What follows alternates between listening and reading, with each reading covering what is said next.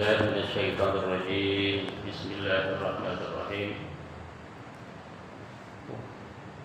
وأمر أهلك بالصلاة واصطبر عليها لا نسألك رزقا نحن نرزقك والعاقبة للتقوى. وقال أيضا يا أيها الذين آمنوا قوا أنفسكم وأهليكم نارا وقودها الناس والحجارة إلى آخر آية. Sadaqallahul azim wa sadaqa rasulul karim wa nahnu ala dzalika minasyahidin wa syakirin. Puji syukur kita panjatkan hanya kepada Allah. Salawat dan salam mudah-mudahan tercurah kepada Nabi Muhammad sallallahu alaihi wasallam. Alhamdulillah, pagi ini kita akan membahas bab 38. Ini bab 38, sementara bab Riyadhus Shalihin itu sekitar 200 berapa gitu ya. Berapa bab besar? Ada berapa bab Riyadhus Shalihin? Saya hitung itu mungkin sampai pensiun ya. Strategi biar enggak pensiun ya. Pak Haji Mulk. Kalau bab yang lainnya sedikit, ini banyak. Setahun saya amati paling aktif berapa? 8 paling 8 kali 9. Artinya butuh waktu untuk menyelesaikan sekitar 30 tahun 40 tahun. Gitu ya. Jadi ini strategi yang pintar ya, untuk tidak ada pensiun. Kalau pensiunnya Bapak Ibu di kantor berapa? 58 ya. Kalau guru 60. Guru itu 60. Kalau dosen 65. Kalau profesor 70. Bahkan bisa 75. Ya mudah-mudahan sampai 200. Jadi umur sampai 200 tadi ya. Amin. Baik Bapak Ibu jamaah yang dirahmati Allah, ini bab yang sangat menarik. Tapi kadang-kadang kalau baca terjemah memang agak sedikit membingungkan. Misalnya kata-kata anak-anak yang sudah pintar. Ini kan agak repot penerjemahnya. Gitu ya, kewajiban memerintahkan keluarganya, anak-anaknya yang sudah pintar, ya kan? Betul. Nah, pada redaksi aslinya kan al-mumayyizin, anak-anak yang mumayyiz. Mumayyiz itu anak-anak yang sudah bisa membedakan baik buruk, bersih tidak bersih, kira-kira begitu. Bukan pintar, nanti anak saya juara 30 gimana? Enggak pintar dong. Jadi ya. Wasairi man fi ra'iyatihi, dan orang-orang yang ada dalam tanggung jawabnya. Saya di sini bisa saya kiaskan, kalau DKM ya berarti seluruh warga DKM. Kalau paguyuban seluruh warga paguyuban, kira-kira begitu ya. Wasairi man fi ra'iyatihi bi ta'atillah, untuk taat kepada Allah, wa nahyihim 'anil mukhalafah, dan melarang mereka dari penyelewengan, wa ta'dibihim, dan mendidik mereka. Mendidik itu artinya mengajarkan adab, bukan azab ya. Kalau azab itu siksa, adab.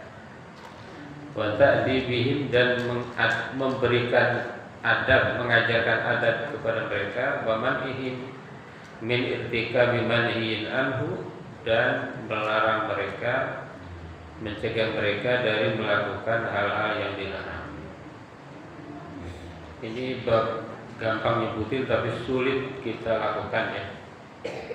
Sulit kita lakukan, bahkan apalagi kepada anak-anak kita, apalagi kalau udah jadi kakek, kepada cucunya itu lebih sulit lagi. Gitu ya. Kadang-kadang orang tua ke anak itu bisa keras, tapi kalau ke cucu katanya sulit.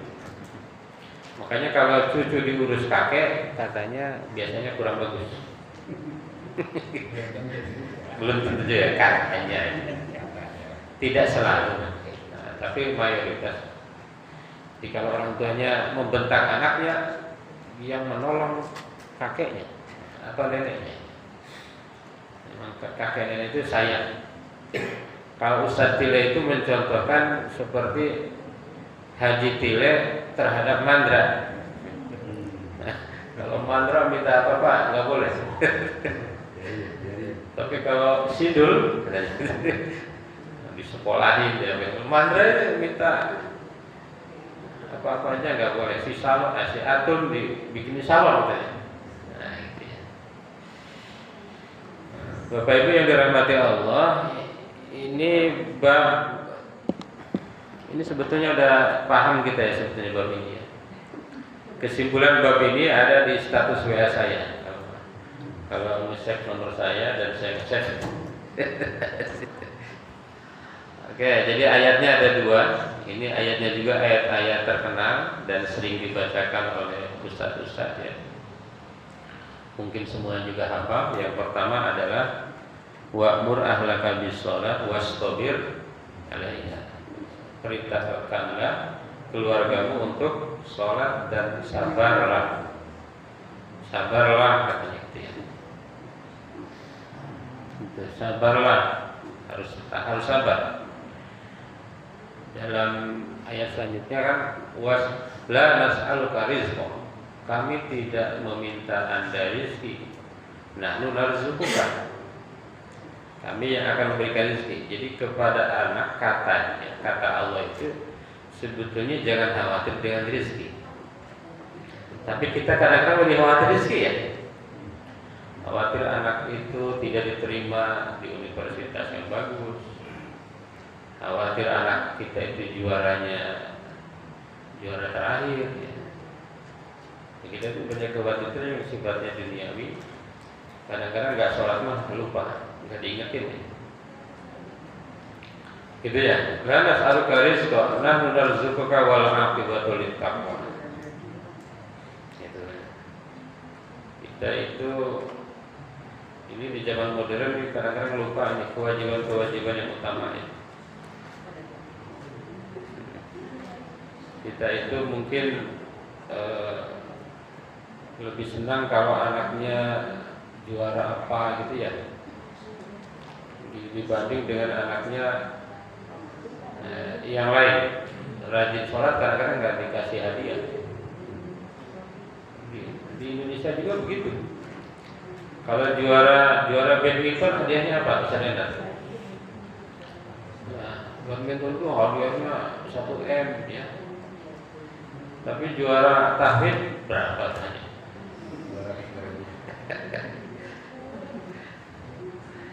Saya kan keliling ke berbagai daerah ya. Kan suka ada prestasi non akademik, juara internasional lomba pidato bahasa Arab. Yang saya tanyain hadiahnya berapa? Pas ditanya dia baru ketahuan. Berapa? Saya pengen tahu. Namanya internasional, ada yang berapa? Kayaknya kecil, malu lah nyebutnya. Jadi kita itu sekarang masalah urus ya. Mungkin satu waktu kalau pemimpinnya dari golongan ulama, bukan baru mungkin lain. Nanti yang juara badminton hadiahnya kecil, nanti juara tahfidz itu hadiahnya besar. Kemarin saya lihat ada juara tahfidz 30 juz, tapi grup TNI, grup ini apa militer. Hadiahnya berapa Pak Ji? Kemarin ada yang nge-share di WA, dia nyebutin hadiahnya. Tapi dalam bentuk real ya hadiahnya. Saya cek lagi ya WA-nya ya. Ini bukan saya nih. Dia nge-share, hadiahnya ada di situ. Saya hitung nih. Saya hitung hadiahnya 700 juta. 100 kalau besar 1.500 real. Itu lumayan agak gede. Jadi kita ini kadang-kadang suka lupa ya. Kalau anaknya sholat kita jarang kasih hadiah, kalau anaknya juara kasih hadiah. Saya dulu waktu kecil kalau juara digorengin telur. Biasanya telur 1 dibagi 4, kalau juara itu 1 sendiri. Makanya saya sekarang agak balas dendam, sehari bisa 3 telur. Karena dulu juara aja dapat 1. Gitu ya. Jadi perintahkan anak sholat. Cara memerintah gimana? Cara memerintah itu Bapak Ibu tidak harus nyuruh sebetulnya. Tidak harus nyuruh dalam arti langsung, tetapi bisa dengan berbagai cara ya. Dengan berbagai cara. Misalnya apa? Dengan tadi kalau kamu sholat saya kasih ini. Nah, itu kan sebetulnya perintah. Yang kedua, ayat yang kedua adalah ya ayyuhalladzina amanu qu anfusakum wa ahlikum. Nah, wahai orang-orang yang beriman, jagalah diri kalian dan keluarga kalian dari api neraka. Disuruh dijaga kita dari api neraka, dan jangan hanya jaga dari kelaparan. Api neraka, maka dalam pendidikan juga ini termasuk pendidikan ya. Saya ingin sedikit singgung tentang ini ada TK, ada TPQ. TPQ dengan TK, kalau TK ada umumnya, ada agama, ada umum, ada TPQ. Saya amati perhatian dengan dunia yang berkaitan akhirat itu lebih kecil di mana-mana. Misalnya di TK anak saya itu berapa ya SPP-nya? Saya nggak pernah tahu berapa. Rata-rata TK berapa? Paling murah 250 ya mungkin ya. Tapi TPQ masih 20. Gimana? Saya bilang ke istri saya, ini taikin, takut pada nggak datang. Harusnya kalau TK 250, TPQ 500. Bisa gitu. Nah, ini harus dicontohin oleh Pak Ajib ya.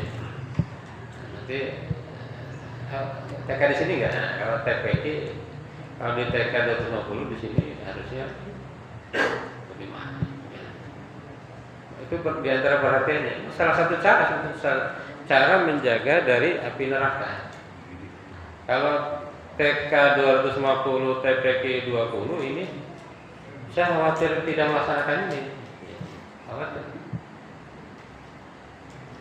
Kalau saya di pesantren udah bisa, melaksanakan itu.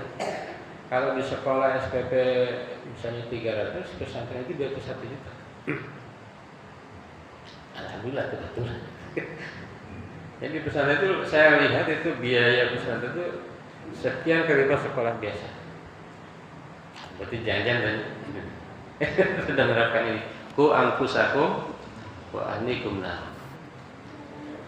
Ya, jadi berbagai cara ya. Jadi kalau sendiri sulit, terlalu sayang ke anak, pesantren aja. Kalau pesantren kan nggak bangun pagi. Ini ada yang pernah pesantren kan? Siapa itu? Nah, putranya Pak Tommy itu pernah pesantren kan? Kalau nggak bangun pagi gimana? Nah, itu diguyur tuh. Bisa guyur ya. Kalau salah-salah dikit kerudungnya pakai bendera. Anak saya waktu saya tengokin, kenapa pakai bendera? Tanya, ini satu kelas ada pelanggaran apa? Tidak jaga kebersihan dan sebagainya. Bapak Ibu jemaah yang dirahmati Allah, ini bab ini kalau saya baca penjelasan yang lain ya, ini adalah bita'atillah, ini taat kepada Allah ini apa, imtisalu amrihi wa nahyihi ghairul ibadah wal qurban. Jadi ada 3 hal yang harus kita perintahkan ke keluarga kita. Yang pertama adalah taat kepada Allah. Misalnya apa? Misalnya taat kepada Allah itu diantaranya Allah melarang malas. Itu juga perintah. Selain itu apa? Allah melarang banyak sekali. La yasraqabu minkum, merasa hebat. Allah melarang suudzon. Itu bagian dari taat. Allah melarang apa lagi? Oh, banyak sekali larangan. Allah melarang membuat kerusakan. Banyak dalam Quran itu larangan. La yasraqabu minkum asa ayyakunu khairum minhum. Wala nisa'u min nisa'in asa ayyakunna khairum minhunna. Wala tamizu anfusakum wala tanabazu bil alqab bi'sal ismul fusuqu ba'dal iman, ismul fusuqu ba'dal iman, wa man lam yatub fa ulaika humuz zalimun. Enggak boleh saling ejek. Kecuali udah biasa. Kalau daerah sini kan suka ada nama-nama selain nama asli ya di sini ya. Nama-namanya kok kalau orang nggak biasa itu penghinaan tuh. Misalnya dulu itu ada namanya siapa yang sudah pakai sini sana? Enggak, yang dulu kerengannya itu dulu awal-awal tuh. Kobra. Padahal namanya bukan kobra, namanya kobra. Nah itu nggak tahu boleh nggak tuh. Tapi kalau udah biasa boleh kali. Kalau nggak sakit hati. Yang kedua selain taat itu ibadah. Yang harus kita perintahkan tadi sholat, zakat, puasa, apa lagi? Haji, kalau mampu. Yang ketiga adalah korban, mendekatkan diri kepada Allah. Wa nahyihim 'anil mukhalafah wa ta'dibihim wa man'ihim min tirkabi manhiyin anhu. Dan melarang melaksanakan hal-hal yang dilarang. Di sini dijelaskan ketika yang dilarang itu hal-hal yang haram itu wajib. Tapi ketika yang dilarang itu hal-hal yang makruh itu sunnah. Yang makruh itu apa? Merokok makruh aja. Merokok itu makruh apa haram? Ya tergantung organisasinya. Kalau NU itu haram, makruhnya banyak. Ada yang mengatakan wajib.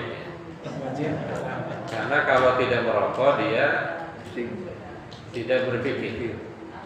Saya punya teman kalau nggak ngerokok itu nggak bisa mikir. Jadi merokok itu adalah jadi pas ada beliau itu pasti siapin rokok, siapin 1 pak, karena kalau tidak dipakai rokok dia ada yang haram. Keluarga saya termasuk perokok. Cuma saya bilang rokok itu haram, dia tidak beli gitu maksudnya. Kadang-kadang mendingan nggak makan daripada nggak merokok. Menurut saya itu haram, golongan haram. Kalau saya pribadi ya, tidak berbasis pendapat. Baik, ada beberapa hadis yang ada di sini. Yang pertama adalah an Abi Hurairah radhiyallahu anhu qala Rasulullah sallallahu alaihi wasallam. Apa katanya? akhadha Al-Hasan bin Ali radhiyallahu akhadha mengambil Al-Hasan bin Ali radhiyallahu anhuma tamra. Ali mengambil satu kurma min tamar sedekah dari tamar dari kurma sedekah. Faja'alaha fi fihi, kemudian ia masukkan ke mulutnya. Faqala Rasulullah, kemudian Rasulullah SAW bersabda, kah. Kata Rasulullah, jijik. Kata Rasulullah apa tadi? Jijik, jangan. Kalau kita mungkin jangan makan kurma itu. Lalu apa kata Rasulullah? Kalau Rasulullah SAW kata, irmi biha, buang itu kurma, buang. Ama amil ta'ana, tidakkah kamu mengetahui anna la na'kulus shadaqah, bahwasanya kita itu tidak dibolehkan makan harta sedekah. Ini jadi ada hukum Nabi itu tidak boleh dapat sedekah. Nabi itu tidak boleh dapat sedekah. Kalau kita boleh ya. Kalau sedekah boleh, kalau zakat tergantung kita masuk golongan asnaf enggak. Termasuk kemarin rame zakat masuk MBG. Boleh enggak? Nah, kalau yang dapat MBG-nya 8 asnaf boleh. Innamas shadaqatu lil fuqara'i wal masakini, bukan masa lalu ya, masakini wal amilina 'alaiha wal mu'allafati qulubuhum wal gharimina wa fir riqabi wa fi sabilillahi wa ibnis sabil faridatan minallah wallahu wasi'un alim. Apalkan ayatnya? Apa ayatnya apa? Apa belum? Apa hampir? Hampir apa? Hampir. Kalau belum hampir. Coba kita, Quran itu diantara yang tidak akan rugi kalau kita baca ya. Kalau ibu-ibu udah bingung nih, duit ada, mobil ada, motor ada, apalagi nih? Nah, ini nggak paling Quran aja. Sampai kita selesai, jangan-jangan belum hafal. Sanggup nggak hafal Quran? Pokoknya kalau nggak hafal Quran itu banyak keajaiban yang didapat. Kalau nggak percaya, buktikan. Betul Pak gitu ya? Insya Allah. Ini Pak Haji termasuk keajaiban karena terakhir beliau itu tidak bisa jalan Pak Haji ya terakhir ya. Nah, sampai tidak bisa jalan. Saya waktu itu khutbah di komplek beliau. Sekarang normal hampir 1.000 Pak Haji. Nah, 1 dari 1.000 orang. Mungkin karena beliau diantaranya dekat dengan Al-Quran. Apa maksud dari hadis ini? Yang pertama adalah bahwa wujub ri'ayatil insan li ahlihi wa banihi wa man hum tahta tawjihihi wa man ihim minal muharramat ma'a bayani dalilin dzalik. Bahwa kita itu wajib menjaga keluarga, anak dan orang-orang yang ada dalam tanggung jawabnya, termasuk kalau di rumah ada pembantu, ya pembantu. Gitu ya. Waman ihim minal hormat, dan mencegah mereka dari hal-hal yang diharamkan dengan menyampaikan dalil. Jadi jangan dibuat apa itu doktrin gitu ya. Ini dalilnya ini. Kenapa nggak boleh ini? Kamu jangan ngomongin orang. Apa dalilnya? Dalilnya ini. Wala talmizu anfusakum wala tanabazu bil alqab. Dan seterusnya. Yang kedua, tahrim shadaqah wa zakah 'ala nabi wa alihi sallallahu alaihi wasallam, muqabil dzalika faqad ahalla lahum khams min al-ghanam. Nabi dan keluarganya dilarang mendapatkan sedekah, dilarang mendapatkan zakat tapi halal bagi Nabi dan keluarganya 1/5 dari ghanimah. 1/5 dari ghanimah.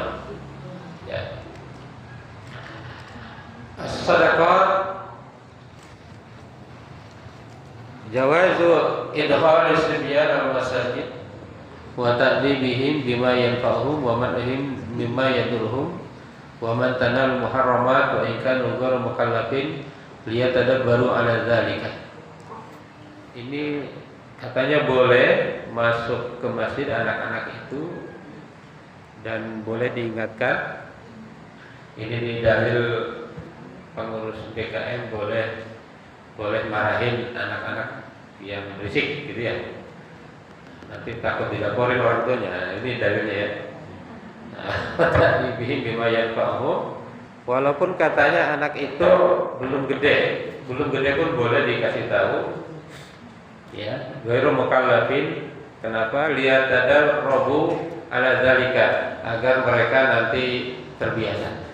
Karena kalau nggak dibiasakan, udah tua pun masih begitu. Saya pernah lihat di TikTok. Udah tua, udah kakek-kakek lagi sholat mengamalkan temannya. Nah, jadi karena kebiasaan. Istijabul i'lam bisababin nahyi waz-zajr. Istihbabul i'lam bisababin nahyi. Jadi kalau kita ngasih tahu itu disunnahkan menjelaskan ya. Jadi jangan pokoknya ini dalilnya. Yang selanjutnya jawazu mukhatabat man lam yumayyiz liqasdi isma'i man yumayyiz. Boleh kita kasih tahu anak yang belum tamyiz, belum mumayyiz tadi. Misalnya anak kecil kayak anak saya tuh 6 tahun kan belum mumayyiz. Boleh dikasih tahu. Mau dengar mau enggak ya urusannya. Boleh, ini enggak boleh. Ini boleh ya, boleh. Istihbab wa istihdam alladhi al-ma'qulul mukhatab li'annahu bab hadisun nas ala qadri uqulihim. Sebaiknya kalau kita menjelaskan itu sesuai dengan levelnya. Kalau anak-anak berarti ngomongnya seperti ngomong ke anak-anak gitu ya. Kalau ke dewasa seperti ke dewasa beda lagi. Itu ya, jangan disamain ke anak-anak dengan seperti ke orang dewasa. Ini yang sulit ini. Itu hadis yang pertama. Hadis yang kedua adalah wa Nabi Habs Umar bin Abdi Salamah Abdullah bin Abdul Asad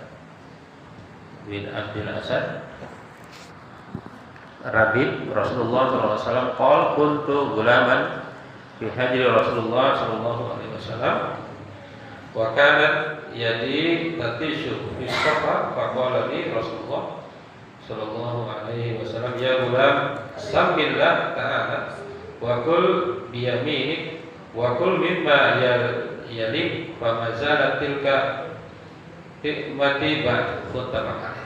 Ini langsung ke ini aja ya, ke matanya aja. Wahai gulam, ketika masih kecil saya berada di yayasan Nabi. Wahai gulam, wahai nak, samillah. Apa samillah? Bacalah bismillah. Sami, sebutlah nama Allah. Wa kul bi yaminik, makanlah dengan tangan kanan. Kul, yang kul, kalau kul itu katakan. Ini kul pakai kaf. Kul bi yaminik, makanlah dengan tangan kananmu. Terus wa kul mimma yalik, dan makanlah dari apa yang dekat padamu. Nah, fi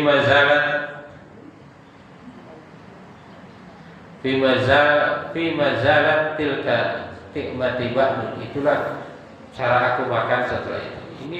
Ini termasuk perintah nih.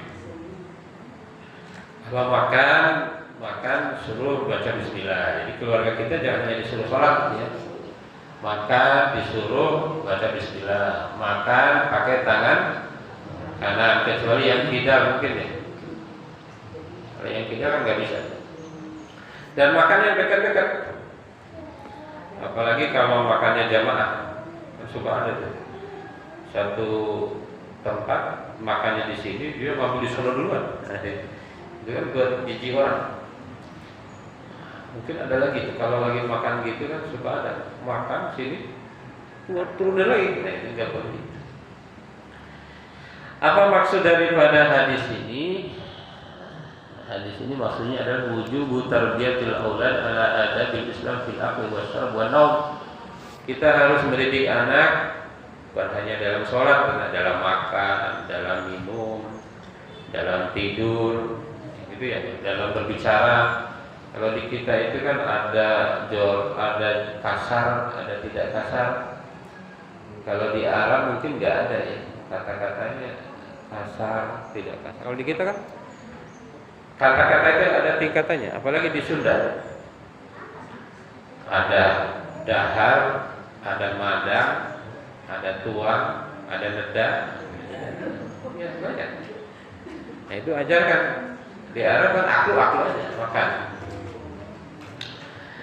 Min adabi ta'fisat tasmiyatullah al-aklu bil yamin an ya'kula min jihatihi wa la ya'khudh ta'am min jihati man ya'kul ma'hu. Ya, apalagi kalau asal ngumpul ini kalau makan, kalau tidak dipakai piring dia nggak boleh ngambil belakang orang. Istijabatu sahabat li taujihin nabi wa thabatihim ala hadi. Nah ini hadis ini menjelaskan kalau para sahabat itu apa yang disampaikan Nabi itu pasti dia lakukan.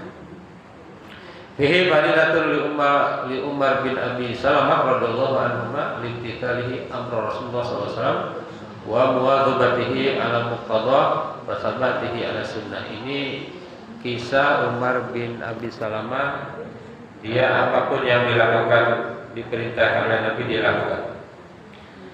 Seperti dulu kalau saya waktu kecil begini, kakek saya bilang gitu, ayo makan di sini. Kalau sudah makan di sini, jangan makan di rumah. Nah itu bagus juga. Saya masih ingat.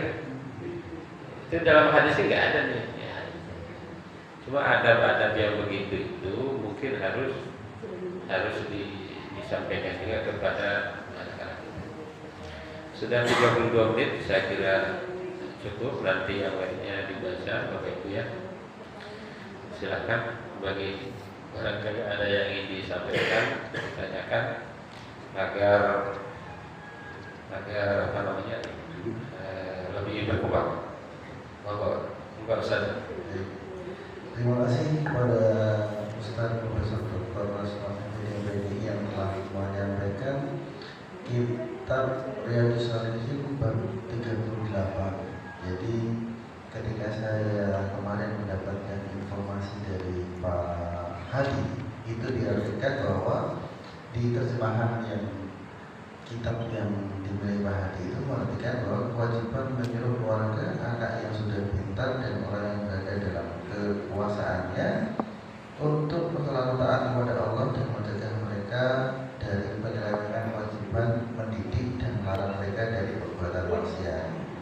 Namun ketika saya tanya ke Google, itu artinya berbeda lagi sesuai dengan yang disampaikan Ustaz tadi, bahwa kewajiban memerintahkan keluarga putra putri yang sudah berusia tamyiz dan semua yang ada dalam tanggung jawabnya agar taat kepada Allah, mendidik mereka serta melarang mereka durhaka dan melarang berbagai larangannya.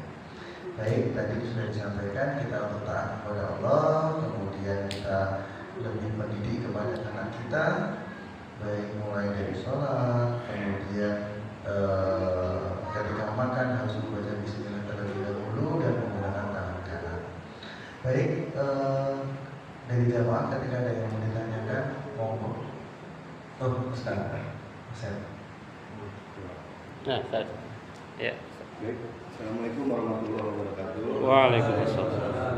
Terima kasih Mas Sidik, Pak Gensi, dan juga Muhammadin, Pak DKM, Bapak semua. Pak, terkait dengan masalah bab ini 38, ya kan kita bagaimana sebenarnya cara mencontoh kepada anak-anak kita, karena kan biasanya kita kalau mencontoh itu kan asal asal menyuruh aja tanpa melihat bagaimana caranya untuk menyentuh hatinya gitu. Kalau kata Ari Lasso kan ada kupat tuh, sentuhlah dia dekat di hatinya gitu kan. Iya, tepat di hatinya. Kalau aja dipilih selama ini. Nah, maksud saya Pak, ini kan ada dua tuh. Sebenarnya waktu kemarin diutarakan sama Pak Arhan ada dua, tiga Pak. Saya masih ingat sih, kolbun salim dan kolbun mayit. Jadi bagaimana sih sebenarnya cara kita mendapatkan, kalau kita mendapatkan kolbun salim itu hati yang mulia gitu, supaya terkait dengan bab ini bisa berjalan, karena sekarang ini kan pengaruh dari luar, terutama media sosial itu banyak Pak ya. Paling itu aja Pak Raswan. Wassalamualaikum warahmatullahi wabarakatuh. Ada lagi tambahan yang ingin bertanya? Pak Haji. Pak Haji. Ya. Datanya sudah selesai. Oh. Dari ibu ini yang ibu. Minimal 3. Oh, minimal 3. Kalau 1 dianggap belum. Iya. Berarti kalau belum 3 nggak boleh pulang. Nggak boleh pulang. Jadi baru boleh pulang kalau 3. Iya. Kalau 3 baru boleh pulang. Iya. Kalau belum 3 Payung Pak. iya. Payung. Iya. Mas Ahmed lihat ya, Mas Ahmed ya. Kalau yang pertemuan sebelumnya nih yang nanya nih Pak Mamet ya, Pak Mamet nanya ya, Pak Mamet, Pak Haji, Pak Ustadz Endar, ada catatannya. Itu tanggal 17 bulan 1. Sendiri ada? Oh, belum ada. Dari ibu-ibu? Kalau nggak ada, MC wajib nanya. Oke, baik. Mungkin melanjutkan dari pertanyaan Pak Asep yang secara proses kita harus mendidik anak kita dengan mencontohkannya seperti itu. Nah, bagaimana cara kita mendidik anak atau keluarga kita, terutama itu di luar lingkungan rumah, Ustaz. Jadi ketika ada di lingkungan umum kan biasanya ada standar yang misalkan antara di rumah dan di lingkungan itu berbeda. Jadi ketika di rumah memang diajari mengenai kalau makan harus pakai tangan kanan dan sebagainya. Tapi ketika dia di luar lihatin temannya atau lihatin yang lain tidak seperti yang di rumah. Nah itu bagaimana kita sebagai orang tua menjelaskan kepada mereka bahwa ada perbedaan seperti itu, sehingga supaya mereka sendiri juga gak bingung loh, aku di rumah diajarin begini, tapi kalau di luar nggak begitu, seperti itu. Iya.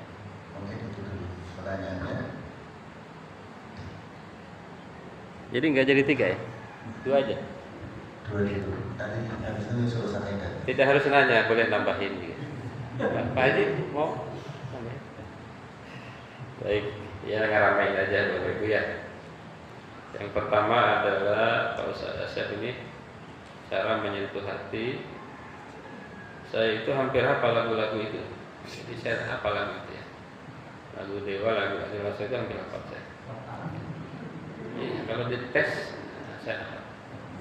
Tapi Ustadz lain hafalnya lagu Roma apa aja? Kalau kita dulu berangkat bareng tuh, itu nyetelnya Roma semua, lagu Roma. Di kampung saya kemarin ada penceramah, lagunya Roma semua. Saya pinter banget ceramah, pakai lagu semua. Jadi menjelaskan gibah, dia lagu gibah, jelasin apa. Kolbun salim, ada kolbun mayit, bagaimana caranya agar kolbun salim. Kolbunnya salim, salim itu apa? Sehat. Saya itu baca ini ya, tafsir kolbun salim itu apa? Yauma la yanfa'u malun wala banun illa man atallaha biqalbin salim. Kolbun salim itu maknanya bukan harfiah. Kolbun salim itu pertama tidak syirik. Jadi kalaupun dia psikolog, kalaupun dia psikiater, kalau tidak beriman itu non salim namanya, mayit gitu ya. Gitu. Ini Menurut kita ya, menurut orang Islam ya, menurut orang yang beriman begitu.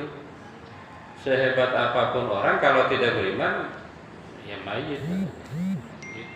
Walaupun mayit, oh dia kan uangnya banyak, ya, walaupun uangnya banyak. Kan di dalam Quran itu diancam orang yang tidak beriman itu, walaupun sedekahnya sebesar emas memenuhi bumi, tidak diterima. Nah, jadi qalbun salim itu yang pertama beriman dulu. Nah, qalbun salim itu yang kedua beribadah, beramal soleh, itu namanya qalbun salim. Jadi kalau qalbunnya tidak salim, dia tidak mau ibadah, nggak mau sholat. Kan sholat itu wa innaha lakabiratun illa 'alal khashi'in alladzina yadhunnuna annahum mulaqu rabbihim wa annahum ilaihi raji'un. Cara menyentuh hati berbagai cara. Cara tradisional, cara modern. Tapi cara yang paling tinggi itu qudwah hasanah. Apa itu? Memberikan contoh. Maka kalau bisa masyarakat ini menentukan Bapak. Teman-teman tadi kata Pak Ustaz Siddiq ini menentukan anak kita. Maka kita ini tepat nggak tinggal di Villa Gading? Kalau Villa Gading ini lingkungannya bagus, tepat. Karena lingkungan itu sangat mempengaruhi. Teman-teman itu sangat mempengaruhi. Maka kalau berteman harus berteman dengan orang-orang baik. Karena itu akan mempengaruhi. Bergaul dengan pandai besi, maka dia akan bau besi. Walaupun dia tidak ikut pandai besi, tapi bergaul dengan tukang minyak wangi akan kena wanginya dikit, gitu ya. Nah ini bagaimana menyentuhnya tadi dengan kedua hasanah. Yang kedua pembiasaan. Pembiasaan itu berarti ini dengan ya terima nggak terima sholat. Kalau kata MHN Najim itu ada beberapa hal yang tidak boleh tidak. Titik, nggak ada koma. Sholat titik. Sholat titik, nggak ada tapi. Apalagi pulang ke rumah jam sekian titik. Nggak boleh berteman sama si ini titik, karena misalnya ketahuan ngomongnya nggak bagus. Jadi ada yang dipaksakan agar nanti kedepannya menjadi pembiasaan. Itu. Tapi itu semua teori ya. Teori, jadi itu butuh strategi atau teknik-teknik dan setiap orang bisa beda. Strategi A dipakai ke A, anak A bisa beda dengan anak B. Bisa beda. Ada anak yang gak usah disuruh udah sholat. Ada anak yang udah diguyur pun gak sholat gitu. Maka di sini di dalam hadis nanti ada hadis selanjutnya kan suruh pukul. Pukul itu boleh asal tidak melukai. Kenapa boleh memukul? Karena ada anak kalau dikasih tahu itu tidak mau, tapi kalau dipukul mau. Ada anak kalau dipukul malah dia mutung, kalau dikasih tahu malah bagus, macam-macam ya. Dan tentu harus banyak belajar ya. Kalau di parenting itu kan ada Aisyah Dahlan. Karena katanya laki-laki perempuan itu beda. Anak laki-laki dengan perempuan itu beda. Kalau laki-laki itu kalau nggak salah telinganya ya, kalau ngomong itu di telinga. Tapi kalau perempuan di tangan. Termasuk ke suami itu beda Bu. Ibu ngomong ke suami dengan suami ke istri itu beda. Kalau ke suami itu misalnya nggak boleh datang-datang diceramahi. Pas datang ke rumah siapkan kopi apa ya. Itu sering-seringlah buka itu Bu. Aisyah Dahlan itu bagus tuh. Saya banyak ilmu dari beliau. Aisyah Dahlan. Ustazah Aisyah Dahlan. Ustaz Siddiq mendidik anak dengan menjelaskan bagaimana mendidik di luar rumah. Ya ini harus dikonter terus di rumah Ustaz. Apalagi kalau anaknya itu dibebasin main di luar, itu memang harus lebih sering dicek. Ya. Gitu. Tapi itu memang ilmu parenting itu, saya simpulkan ya, ilmu parenting itu ilmu yang bisa jadi orang teorinya banyak, tetapi pelaksanaannya bisa kalah sama yang nggak punya teori. Walaupun itu bukan hanya faktor orang tua ya. Misalnya suka ada begini, oh ini kiai tapi anaknya kok bandel, oh ini preman anaknya nggak bandel. Itu banyak faktor juga. Ada faktornya nggak semacam kan. Kan Nabi juga ada anaknya yang bandel, misalnya Nabi Nuh, siapa yang bandel? Mas Kanaan ya, Mas Kanaan itu bandel tuh. Nabi Adam, siapa yang bandel anaknya? Qabil itu bandel. Iya, Nabi aja udah melaksanakan sekian cara dengan maksimal, tetapi tetap tidak bisa. Saya kira itu. Tapi memang kalau kita lihat di judul ini, kesimpulannya gitu. Yang diwajibkan itu pemerintah, usahanya wajib, ya, usaha dengan maksimal itu wajib. Tetapi hasilnya itu tentu kembali kepada berbagai faktor, termasuk faktor takdir. Ya, jadi tidak bisa juga gitu. Kadang-kadang udah maksimal, gitu ya, tidak berhasil atau belum berhasil, dan tetap dapat pahala. Pahalanya itu di merintahnya itu. Saya kira itu Bapak Ibu semua. Jadi walaupun 2 pertanyaan, saya kira boleh pulang. Terima kasih sudah mendengarkan curhat pagi ini. Ya.